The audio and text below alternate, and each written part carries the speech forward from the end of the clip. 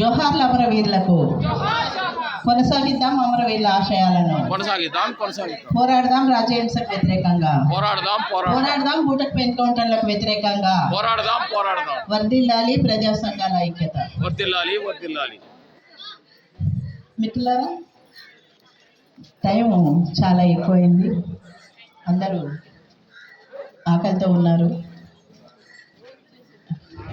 నేను కొద్దిగానే మాట్లాడి ముగిస్తాను.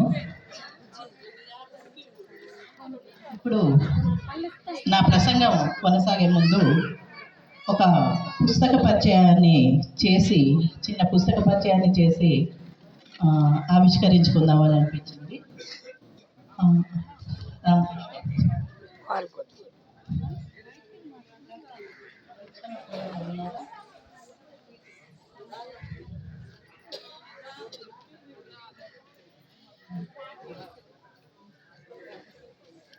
కోదండమన్న త్రిలోచన అన్న ఉంటే ఇద్దరు వేదికపైకి రావాలి.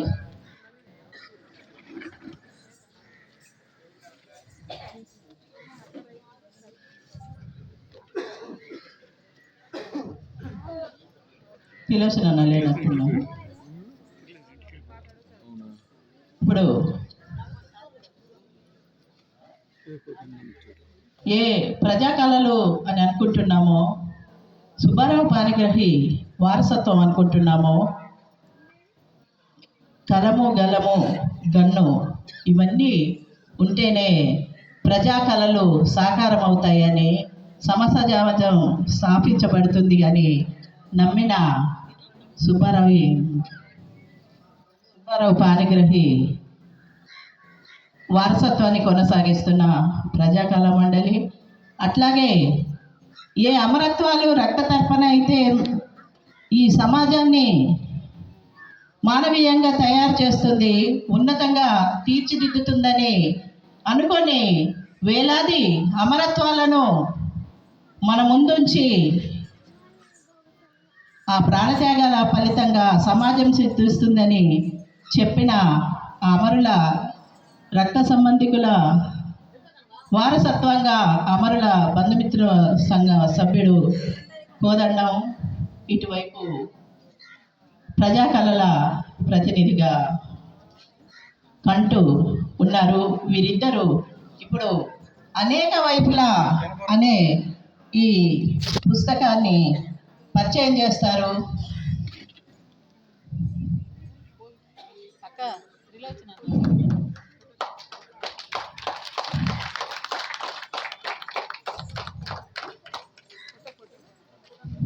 ఫోటో కోసం మీరు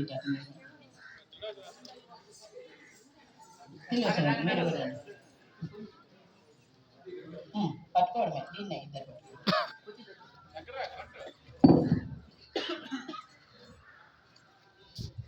మిత్రులారా, ఈ పుస్తకం పేరు అనేక వైపుల.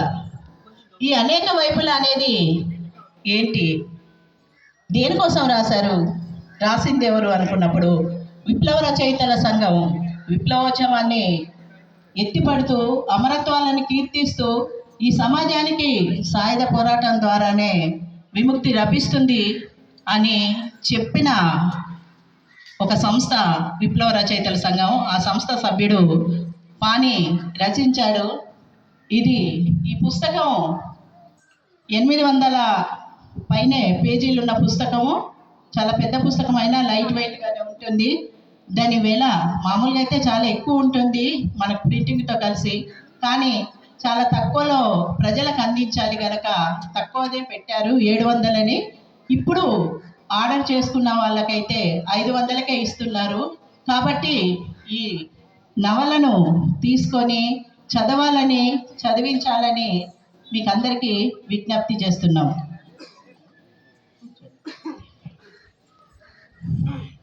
ఏముంది ఈ నవలలో, ఇది దేనికి కోసం అనేది 2 మాటలు చెప్తాను. విప్లవోద్యమ చరిత్ర కోసం ఈ గడ్డ మీద నిలబడి నేనేం చెప్పక్కర్లేదు, చిన్న పిల్లలతో సహా కూరగాయలు అమ్మలతో సహా ప్రతి ఒక్కరూ నాకంటే గొప్పగా చెప్తారు, నాకు తెలుసు. ఎందుకంటే ఈ గడ్డ మీద విప్లవోద్యమం వదిలిన ప్రభావము, అది నడయాడిన గడ్డ, రక్త తర్పణ చేసిన గడ్డ కనుక ఏమి ఎక్కువ చెప్పక్కర్లేదు. కానీ మనం చెప్పుకోవడానికి ఇప్పుడు చాలా ఉంది. మనకు గతమే కాదు, వర్తమానం తెలియాలి, భవిష్యత్తు తెలియాలి. ఇవి తెలియకుండా మనము ఏమి మాట్లాడుకోలేము అనేది వాస్తవము. ఆ వాస్తవిక దృక్పథంతోనే మనం మాట్లాడుకోవాలి. ఈ నవలలో ఉన్నది ఏంటంటే, ఇప్పుడు విప్లవోద్యమం లేదు, అయిపోయింది. విప్లవకారులు అనే వాళ్ళు లేరు, వాళ్ళంతా చనిపోయారు. లేదా కొద్దిమంది ఉంటే అడవులలోకి వెళ్ళిపోయారు. ఆ ప్రభావం ఇప్పుడు ఈ నేల మీద లేదు, ఈ సమాజంలో ఆ ఉనికే లేదు అని రకరకాల వాదనలు ఉన్న చోట రోజు అనేక రాజకీయ పార్టీలు, పార్లమెంటు పార్టీలు, మనుషులు కలిసి ఉండాల్సిన చోటనే పక్కింటోళ్ళు, ఎదురింటోళ్ళు, నాది ఈ పార్టీ అని రాజకీయాల రొంపిలో దిగి వాళ్ళే మర్చిపోతూ హీనంగా ప్రవర్తిస్తున్న కాలంలో విప్లవోద్యమం మాత్రమే ప్రజల పక్షాన నిలబడుతుంది.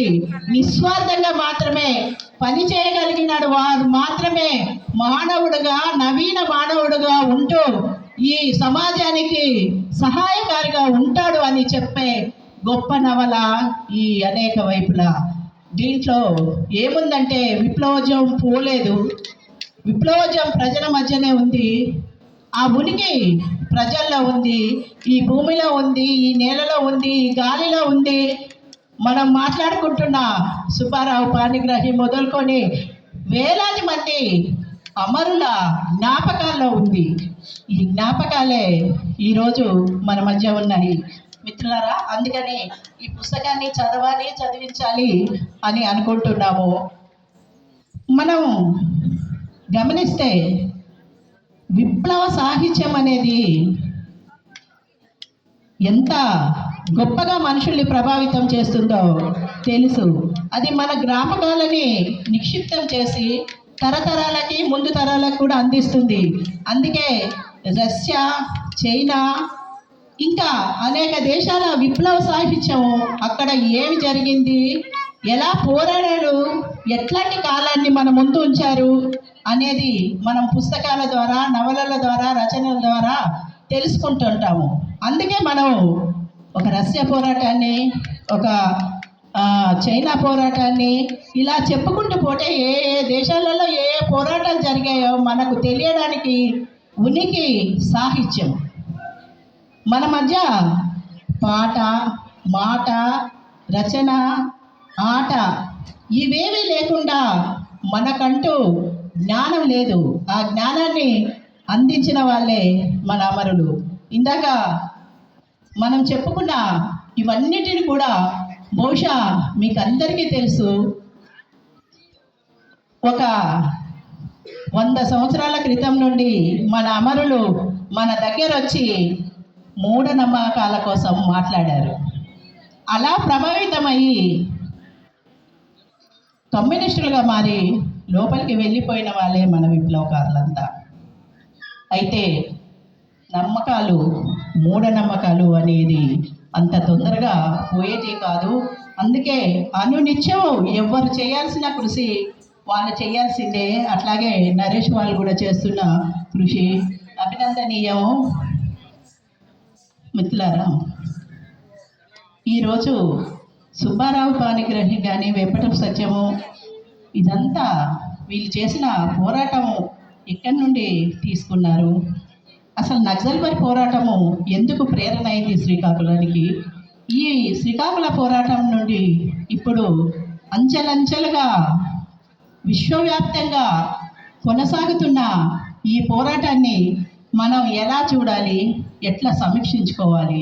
ఉద్యమం అయిపోయిందా, ఆగిపోయిందా, చనిపోతున్నారు, మనకు తెలిసిన వాళ్ళు చనిపోయారు, అది గతమైంది. మొన్నటి వరకు చనిపోయారు, అది గతమైంది.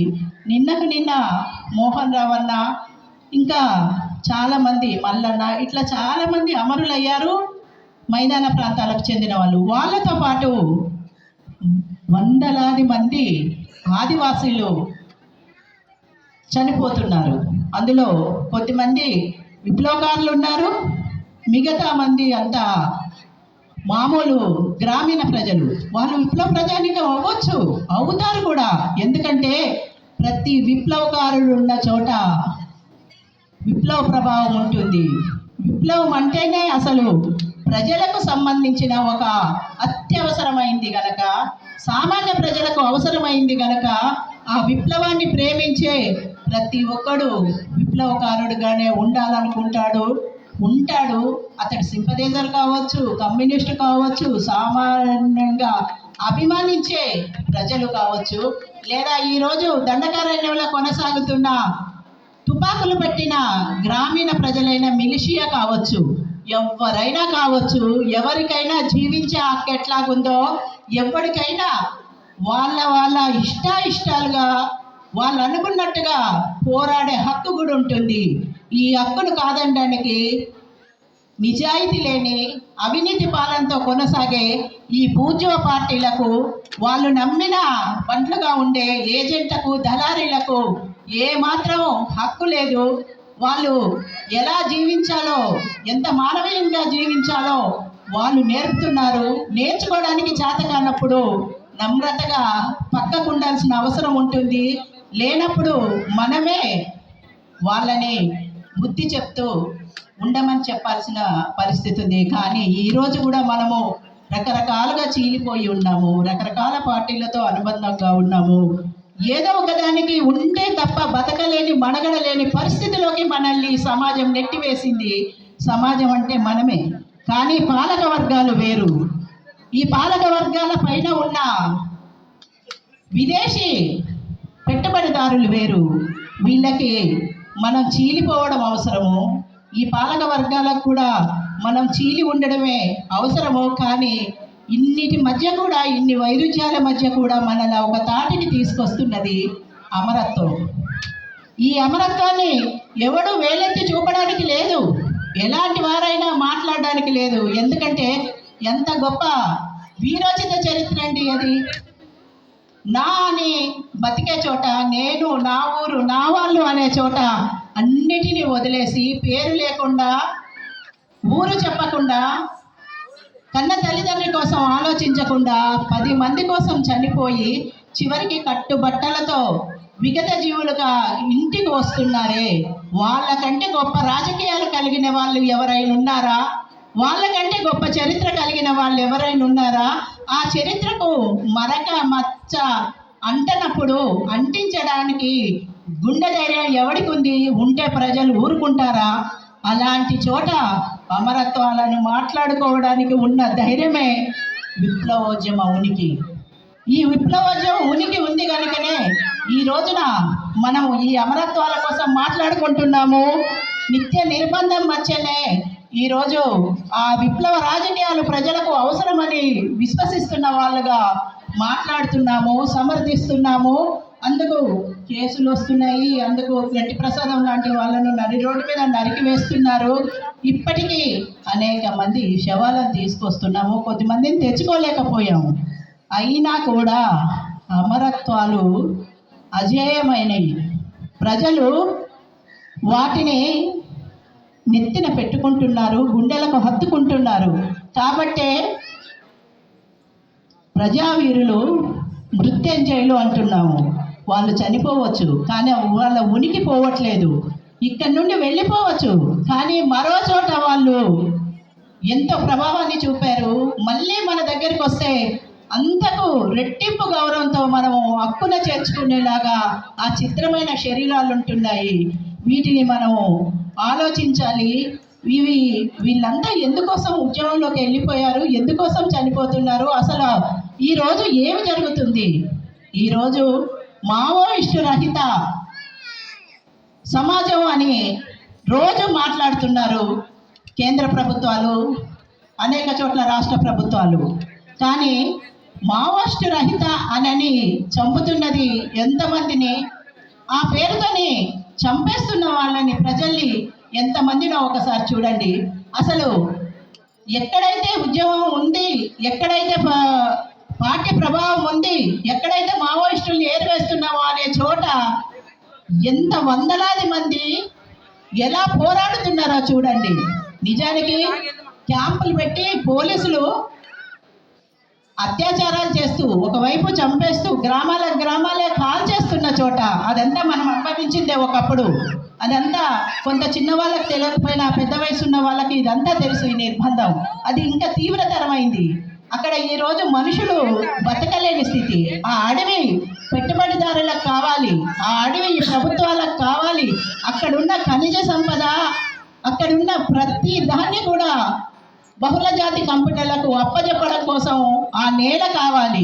ఆ నేల కావాలి అంటే అక్కడి మనుషుల్ని చంపేయాలి. అక్కడి మనుషుల్ని చంపేయాలి అంటే అక్కడి వాళ్ళను చంపేస్తే రాజ్యాంగం ఒప్పుకోదు అనే చిన్న ఎరక ఉన్న వాళ్ళు ఎవరైనా ఉంటే ప్రశ్నిస్తారని ఈరోజు మావోయిస్టు పార్టీ పేరున మావోయిస్టు రహిత అంటూ ఎంతో వందలాది మంది ఆదివాసుల్ని చంపేస్తున్నారు. ఇది మనం గమనించాలి, మనం ప్రశ్నించాలి, మనం వ్యతిరేకించాలి. అసలు ఏం జరుగుతుంది?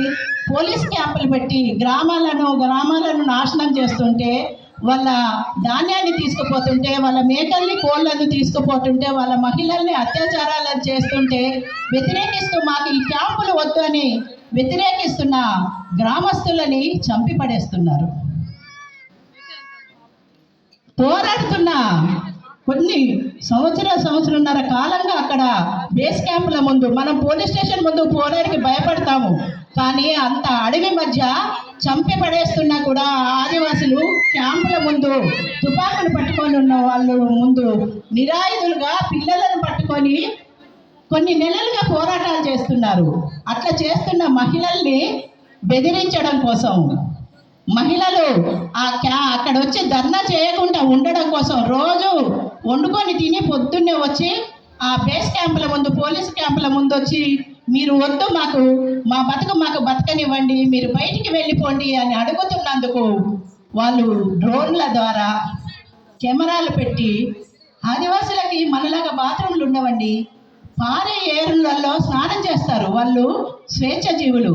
అక్కడ మనిషి శరీరానికి, ఆడవాళ్ళ శరీరానికి మనలాగా అంగంగాన్ని చూడడానికి ఒక లాంటి చూపులు ఉండవు, వివక్షతో కూడిన చూపులు, హేయమైన మాటలు ఉండవు. వాళ్ళకు శరీరాలంటే ఆడామగ, సంతానోత్పత్తి కోసం ఇద్దరు మనుషులు కలిసి జీవించడం, ఒక కుటుంబంగా ఉండడం కోసం ఆడ మగ పిల్ల జల్లా ఒక కుటుంబంగా ఒక సమూహంగా బతకడం కోసం మాత్రమే వాళ్ళు ఉంటారు. అట్లాంటి చోట వాళ్ళు స్నానాలు చేయడానికి ఒక చెరువు గట్టున ఆడవాళ్ళు ఒకవైపు మగవాళ్ళు ఒకవైపు వెళ్తారు. లేదంటే కొద్దిమంది నీళ్లు తీసుకొచ్చుకొని ఇట్లా ఇంటి ముందు దగ్గరే ఒక చిన్న గుడ్డ కట్టుకొని స్నానం చేస్తూ ఉంటారు. అది వాళ్ళకు తప్పు అనిపించదు, ఎందుకంటే వాళ్ళు అలాగే బతికారు. అలా బతకడంలో వాళ్ళకు తప్పు అనిపించలేదు, అది వాళ్ళ సంస్కృతి. ఈరోజు డ్రోన్ల ద్వారా, హెలికాప్టర్ల ద్వారా ఫోటోలు తీసి నగ్నంగా ఉన్న మహిళల ఫోటోలు తీసి మొత్తంగా పెద్ద పెద్ద బ్యానర్లుగా పెట్టి అక్కడ మొత్తంగా బ్యానర్లు పెట్టి కూర్చుంటారు. అసలు ఎంత దుర్మార్గమైన పరిస్థితి, ఎంత హేయమైన పరిస్థితి. అసలు ప్రభుత్వాలు ఈ పని చేయిస్తున్నాయి. చదువుకున్న మూర్ఖులైన పోలీస్ ఆఫీసర్లు, డిపార్ట్మెంటు ఈ పని అక్కడ నిలబడి చేస్తుంది. కలెక్టర్లు, అక్కడ ఆఫీసర్లు ఇదంతా పర్యవేక్షిస్తారు. అసలు ఎక్కడైనా ఏ రాజ్యాంగంలోనైనా ఉందా? ఒక ఆడమనిషి స్నానం చేస్తుంటే ఆమెకు, అసలు ఆడమనిషి స్నానమే కదండి, ఎదురుగున్న మనిషి ఫోటో తీయడానికి కూడా అడగకుండా తీయడానికి హక్కు లేదు. అది చట్ట ప్రకారం నేరం. అట్లాంటి నేరమైన చోట అర్ధనగ్నంగా వాళ్ళకి సంబంధం లేకుండా వాళ్ళ ఫోటోలు తీసి ఇలా బ్యానర్లు కట్టి వాళ్ళు అక్కడికి రాకుండా చెయ్యాలనుకుంటారు. ఆదివాసీ మహిళలు నలుగురు ఉన్న చోటకే రారు, పక్కగూడెం వాళ్ళ ముందుకే రారు. అట్లాంటిది వాళ్ళని అట్లా చూపిస్తుంటే అక్కడికి మహిళలు రావాలంటే ఎంత ఇబ్బంది పడతారు. ఆ పోరాటం ఆగడం కోసము ప్రభుత్వం చేస్తున్న ఘోరమైన, హేయమైన, నీచమైన కార్యం ఇది. దీన్ని మనకెట్లా చూపిస్తారు? ఒకవేళ ఆ మహిళలు కొట్లాడితే వాళ్ళని కాల్చి పడేస్తారు. రెండో రోజున నక్సలైట్లను చంపేశాం, మహిళా నక్సలైట్లను అంటారు. ఊరికే చంపేస్తారా? అత్యాచారాలు చేస్తారు. మేము చాలా శవాలను తీసుకుపోయేటప్పుడు చూస్తుంటాం కదా, రొమ్ములు కోసేయబడతాయి. ఎంత దుర్మార్గమైన దీన్ని ప్రశ్నించకూడదంటారు. బంధుమిత్ర సంఘంగా మేము వెళ్ళి ప్రశ్నిస్తూ ఉంటాం, కేసులు వేస్తూ ఉంటాం, కొట్లాడుతూ ఉంటాము. తల్లిదండ్రులు అయితే దుమ్మెత్తి పోస్తూ ఉంటారు. కుందనాలు రొమ్ములు లేకపోతే మన శోభలక్క ఏమడిగింది, ఏం చేసుకుంటారు ఆ రొమ్ముల్ని మీరు అని. ఏం చేసుకుంటారు? తల్లి పాలించిన రొమ్ములు కదా, మీ తల్లులకు లేవా, మీ అక్కలకు లేవా అని మనం అడగలేము. ఎందుకంటే అవతల వాళ్ళు కూడా ఆడవాళ్ళే. ఒక మగవాడు చేసిన దుర్మార్గానికో, ఒక నీచమైన ప్రభుత్వ పాలకులు చేస్తున్న దుర్మార్గ చర్యకో ఇళ్లలో ఉండే మరో ఆడవాళ్లను ఇలా మాట్లాడమని మనకు మన రాజకీయాలు, విప్లవ రాజకీయాలు చెప్పలేదు. కాబట్టి మాట్లాడడానికి కూడా మనకు మాటలు కరువైతున్న పరిస్థితులలో దుమ్మెత్తిపోయడము, మీరు చస్తారా, మీరు నాశనం అయితే, ఇట్లాంటి కొన్ని పదాలను మాత్రమే వాడే పరిస్థితిలోకి మనం వెళ్ళిపోయాము. రొమ్ములు లేకుంటుంటారు. అట్లాగే మనకు బెచ్చాకిలో అమరులైన కుందనాలతో పాటు అమరులైన భారతక్కకి ఒక రొమ్ము లేకపోతే వాడి కొడుకు ఒక్కడే కొడుకు. తండ్రి ఇప్పుడు అరెస్ట్ అయ్యి జైల్లో ఉన్నాడు. ఆయన 40 ఏళ్ల పాటు విప్లవోద్యమంలో ఉన్నాడు. తల్లి ఆ మూమెంట్లో చనిపోయింది. ఆ పిల్లోడు మనతో పాటు ప్రజా సంఘాలలో పనిచేసేవాళ్ళు. మేమందరం ఆ పిల్లవాడిని మా పిల్లవాడిగానే చూసేవాళ్ళం. మనందరిలో వాడు తల్లిని చూసుకునేవాడు.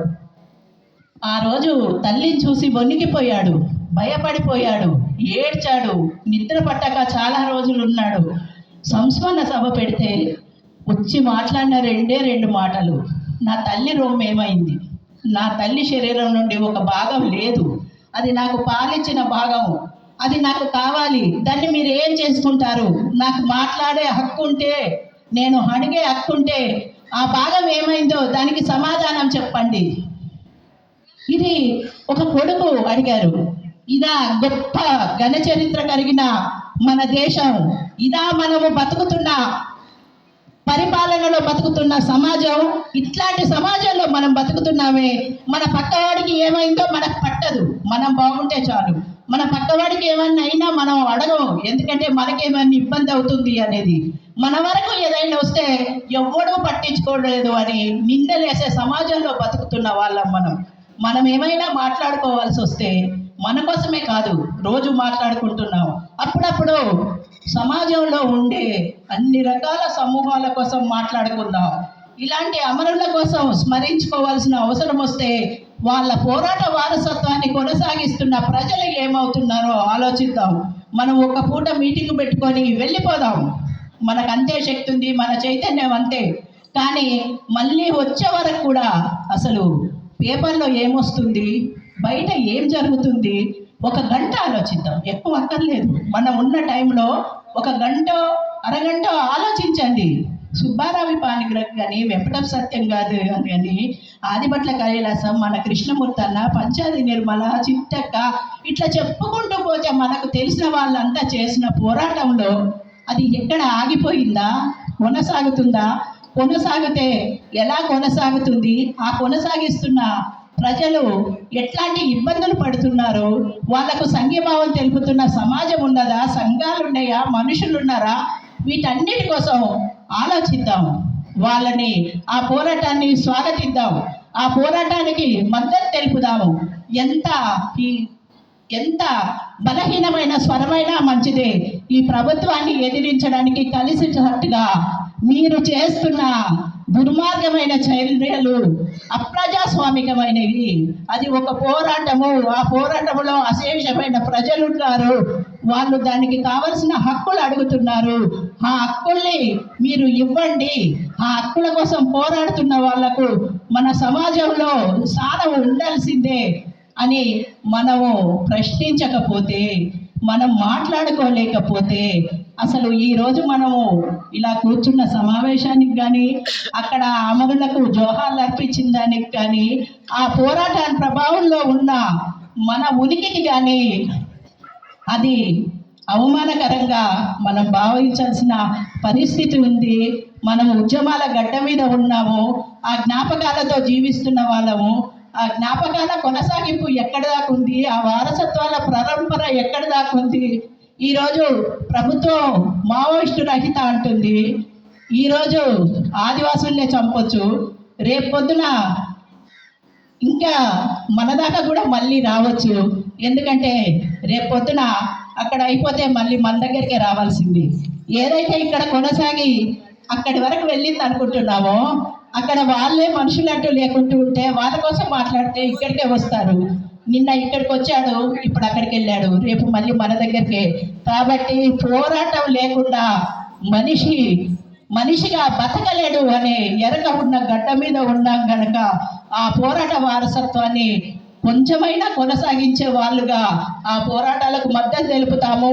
ఈ ప్రభుత్వాలకు మాకు వ్యక్తిత్వాలు ఉన్నాయి, మేము ఎన్నుకుంటే మీరు బతుకుతున్నారు అని ఈ రాజకీయ నాయకులకు చెప్పాల్సిన అవసరం ఉంది. ఈ ప్రభుత్వాలకు వెన్నుల వణుకు పుట్టించాల్సిన అవసరం ఉంది. అది మనము ప్రతి ఒక్కరము చేయగలము. ఆ చేయగలిగిన శక్తి ఉన్న వాళ్ళం కనుక ఆ శక్తిని ఉపయోగించుకుంటూ ఈ అమరములకు వినమ్రంగా నివాళులు అర్పిద్దాము. అదే వాళ్ళకు మనం ఇవ్వగలిగిన గౌరవమైన నివాళి. జోహార్ల అమరవీరులకు జోహార్ జోహార్. కొనసాగిద్దాం అమరవీరుల ఆశయాలను. కొనసాగిద్దాం.